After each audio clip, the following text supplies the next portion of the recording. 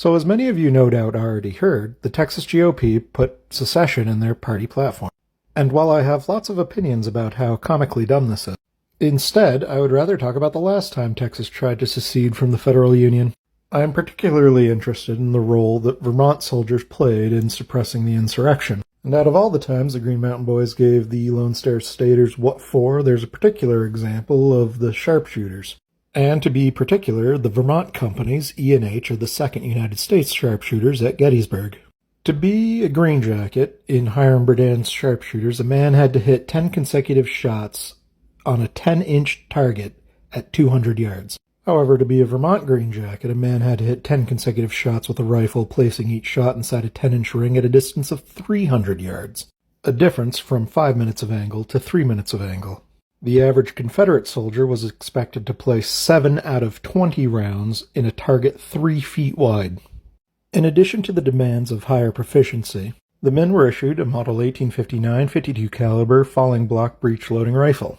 The Sharps rifle was effective up to 1,000 yards, and a good man could place 10 well-aimed shots in a minute, vastly superior to the Model 1853 Enfield that many Confederate soldiers were carrying at the time. Company E was initially commanded by Captain Homer R. Stoughton. However, by the time Gettysburg rolled around, command had been handed over to Francis D. Sweetser. Likewise, Company H was initially commanded by Gilbert Hart. However, by the time Gettysburg rolled around, command had been handed over to Albert Buxton. The 2nd U.S. Sharpshooters cut their teeth in the Northern Virginia campaign between July and September of 1862. They were skirmishers that could turn away cavalry, snipers that could silence artillery, and shock troopers that could crumple or rout line infantry units. Major Stoughton of Vermont was given command of the 2nd U.S. Sharpshooters following the Battle of Antietam, taking over for Colonel Henry Post, who had been in command of the regiment but was wounded at Antietam. So on June 26, 1863, my man Homer R. Stoughton, professional hole punch artist, and his merry band of the U.S. 2nd Sharpshooters were in Falmouth, Virginia, when they get the orders to chase Bobby Lee's army up to Pennsylvania.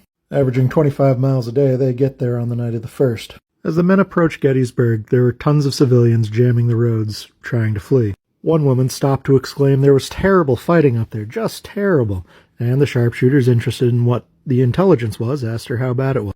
She said, "You wouldn't believe it, there were 2 men dead in a pasture." To the hardened men of Antietam and Chancellorsville, this was pretty funny. Oh gosh, two men dead, okay, well, geez. For the rest of the war, the soldiers would laugh to themselves whenever things got hard. Oh man, there could be 2 men dead in a pasture somewhere. On a scale from 1 to 2 dead men in a pasture, how bad is it? At 5 a.m. on the morning of July 2nd, 1863, 169 men reported for duty as part of the 2nd U.S. Sharpshooters, 2nd Brigade, 1st Division, 3rd Corps. Alright, so on the morning of July 2nd, 1863, 169 men report for duty in the 2nd United States Sharpshooters. More than 20,000 men had already engaged in battle. Blundering Bobby Lee was held up on the Chambersburg Pike by Buford's cavalry and Reynolds' corps. The Wisconsin Iron Brigade fought an expert delaying action that allowed the Union Army to start getting online. By the morning of the 2nd, 4 Union Corps had already engaged in battle, with Sykes' 5th Corps coming into position and Sedgwick's 6th Corps about 30 miles away. Much ink has been spilled about the fact that Jeb Stuart's cavalry was absent from this day of the battle. However, if Blundering Bobby Lee wasn't such a garbage commander, he would have used any of the numerous cavalry units available to him to reconnoiter the Union position. He failed to do so. As such, he was disastrously unaware of where the Union's left flank actually was. Doubleday and Newton's 1st Corps held the intersection of Emmitsburg Road and Cemetery Ridge. Howard and Slocum's 11th and 12th Corps formed the fishhook from the right flank of the 1st Corps all the way up past Culp's Hill. Hancock's 2nd Corps was entrenched on Cemetery Ridge, which leaves us Sickles and Sykes. Lee's plan was for A.P. Hill and Ewell to occupy the fishhook, while Longstreet occupied the extreme left flank of Hancock's corps, while Hood's division made an end run around behind the Union Army. However, earlier in the day, and unbeknownst to Lee, Sickles had moved his 3rd Corps out from behind Cemetery Ridge to the Emmitsburg Road. Major General Dan Sickles, acutely aware that his new position lacked any sort of intelligence. See what I did there? Sickles ordered the 1st U.S. Sharpshooters out towards Pritzer's Run to find the left flank of the Confederate Army. There they engaged Wilcox's Alabama Brigade as part of A.P. Hill's corps. With the 1st on Sickles' right, Sickles ordered the 2nd into Devil's Den in order to better cover his left and rear.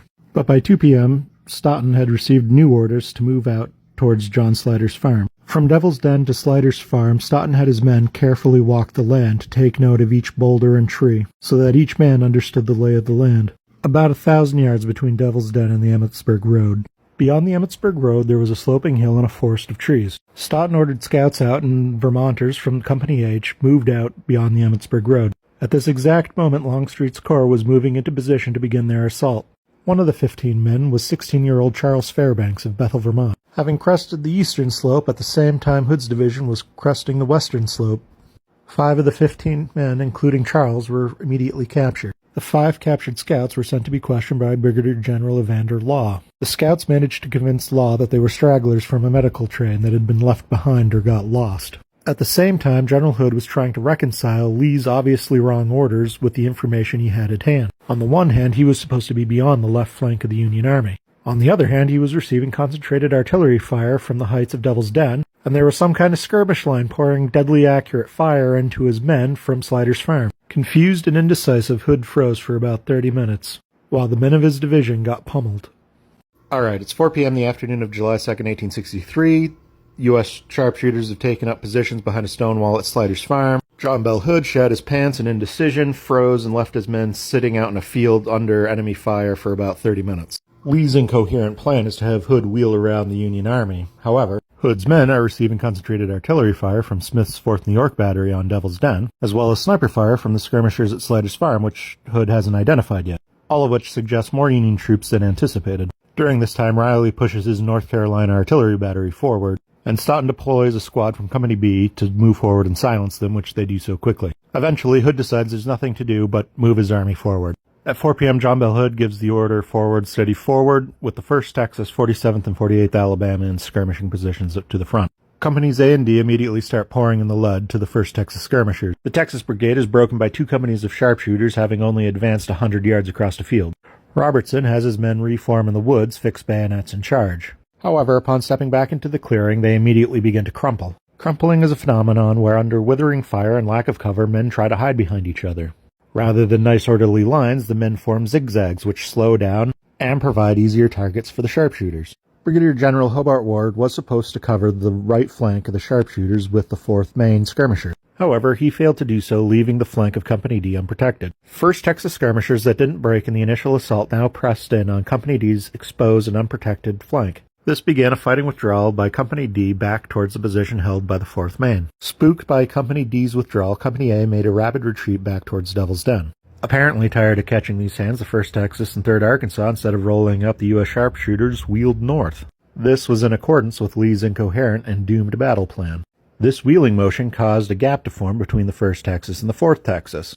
Hood tried to fill this gap by ordering the 44th and 48th Alabama to pull back and redeploy into the gap. Benning, who was ordered to follow Law's Alabama Brigade, was now thrown into confusion with the Alabama men now moving in 2 different directions, so he chose to follow the 44th and 48th Alabama. This forced Benning's Georgia Brigade into the meat grinder at Devil's Den rather than proceeding around to Little Round Top, where an extra brigade almost certainly would have made the difference in rolling up the Union Army's furthestmost left flank. However, at this crucial moment, Hood got a boo-boo and was carried off the field, and was unable to correct the mistake Benning had made. The 15th, 47th, and 4th Alabama, as well as the 5th and 4th Texas, were now caught in a convex angle between companies E, G, C, and H, and companies B and F of the U.S. sharpshooters, and they had much further to travel, 400 to 500 yards rather than 100 to 200 yards. Unlike Company A and D's rapid withdrawal, companies E, G, C, and H were able to withdraw slowly, bounding back in 2s and 3s and stopping at every rock and tree to keep up their rate of fire. Alright, it's just after 4 p.m., July 2nd, 1863. Companies A and D of the 2nd U.S. Sharpshooters have already fallen back towards Devil's Den. Companies E, G, C, and H are bounding back in groups of 2s and 3s to rocks and trees to keep up their rate of fire against the oncoming Confederates of Hood's division.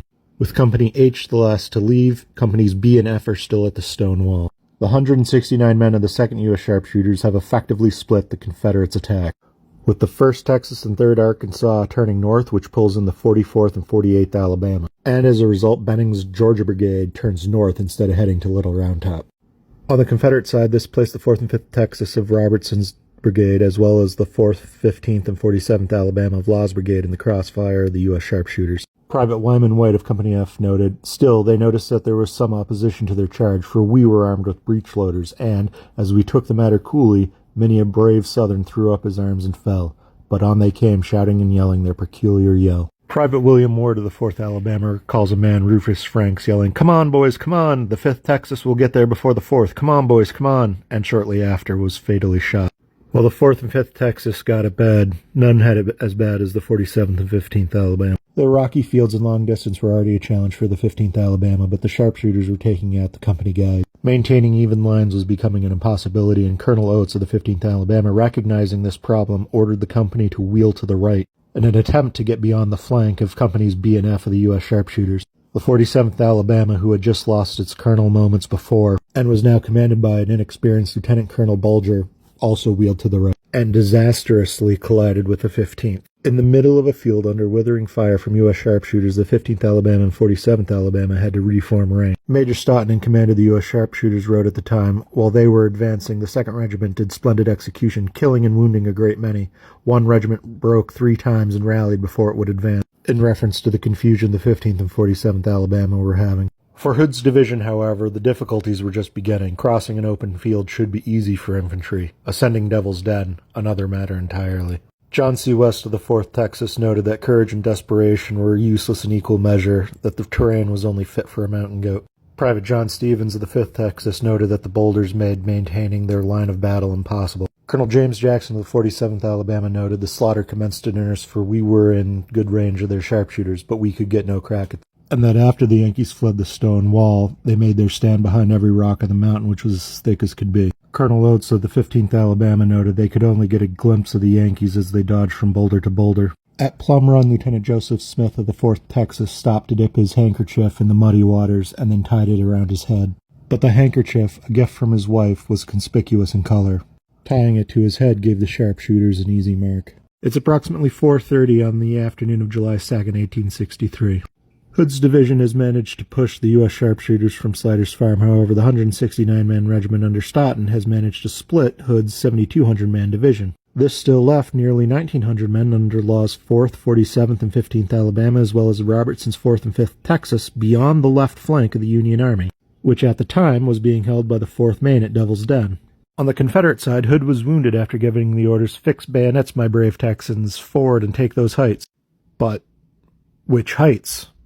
And, unbeknownst to Law, he was now in charge of the division. On the Union side, General George Meade is very upset with Daniel Sickles, the 3rd Corps commander. So he sends Brigadier General Governor K. Warren, the chief engineer of the Union Army, to sort out the Union Army's left flank.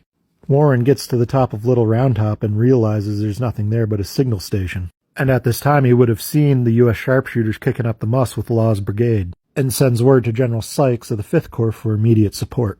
And although Major Stoughton's men are stacking bodies by the pallet, they're not going to stop Law's brigade. Intercepting that message on the way to Sykes is Strong Vincent of the 3rd Brigade, 1st Division, 5th Corps, who immediately moves his brigade into action. The 44th New York and 83rd Pennsylvania arrive on scene just moments before Company F of the U.S. sharpshooters emerges from the woods. "God damn you, what are you afraid of? There ain't nothing out there," yells Captain David P. Jones of the 83rd Pennsylvania at Company F as they run out of the woods. Seconds later, a volley of fire from the 4th Alabama sends Captain Jones behind a rock. Lieutenant Murray of Company F later wrote in his diary that the good captain appeared to know what a coward was by his own experience. As for the disposition of the U.S. sharpshooters, Company A and D are with the 4th Maine, while Companies C, E, F, G, and H have fallen in with Strong Vincent's 3rd Brigade. The 4th Texas, 5th Texas, and 4th Alabama make 3 assaults on the Union lines before they retire. At the same time, the 47th and 15th Alabama, which are now maneuvering as essentially one unit, have made it to the top of Round Top. Company B of the U.S. sharpshooters have broken into 2 squads, with one squad joining Company B of the 20th Maine, and a second squad under Regimental Adjutant Norton stay just out of sight of the 15th Alabama. Seymour F. Norton of Company E had made first lieutenant in '62 and was the temporary regimental adjutant. Colonel Oates of the 15th Alabama sends a detachment of men to fill canteens so the men have water before their assault on Little Round Top. But Law orders Oates to step off before the canteens return and they're captured by Norton's men. Colonel Oates and the 15th Alabama, without water and exhausted, make 5 attacks up the hill against the 20th Maine. Up the hill, they were taking fire from Joshua Chamberlain's veteran 20th Maine. Down the hill, they were taking fire from their right and rear from Company B, U.S. Sharpshooters, and Company B, 20th Maine. It was a slaughter, with his men taking fire from 3 directions. Colonel Oates orders a full retreat. And of course it is at that moment that Colonel Joshua Chamberlain orders the 20th Maine to swing down the mountain. It's approximately 6:30 p.m., the night of July 2nd, 1863. Out of ammunition and men fit to fight, Colonel Joshua Chamberlain famously orders the 20th Maine to fix bayonets and to charge down Little Round Top. At the same time, Colonel Oates of the 15th Alabama, having failed to find the Union Army's left flank on 5 previous attacks up the hill and under attack on his right and rear flank from Company B U.S. Sharpshooters and Company B 20th Maine, orders a full retreat.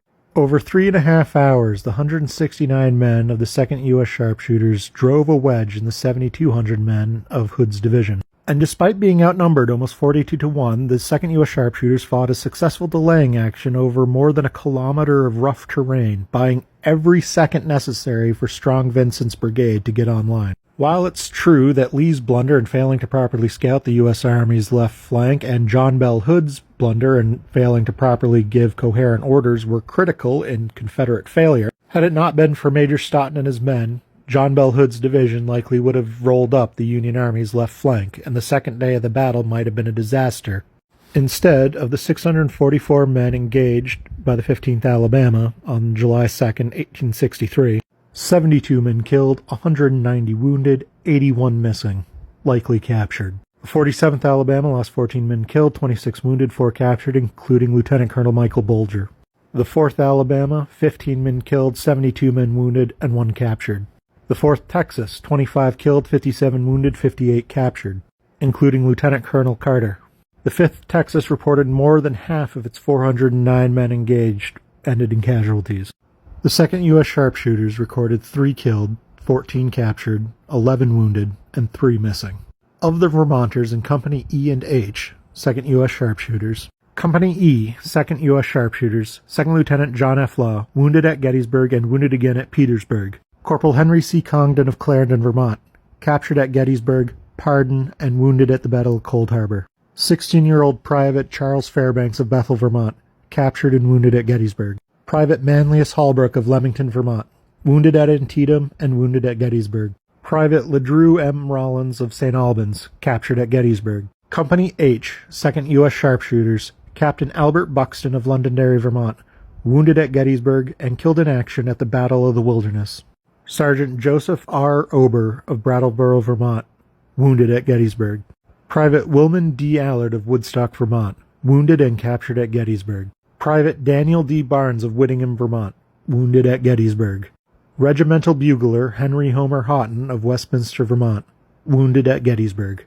Brigadier General Strong Vincent, 3rd Brigade, 1st Division, 5th Corps, died from wounds received in action at Gettysburg. Major Stoughton would eventually be made colonel of the regiment, was wounded at Spotsylvania Courthouse, and captured at Petersburg.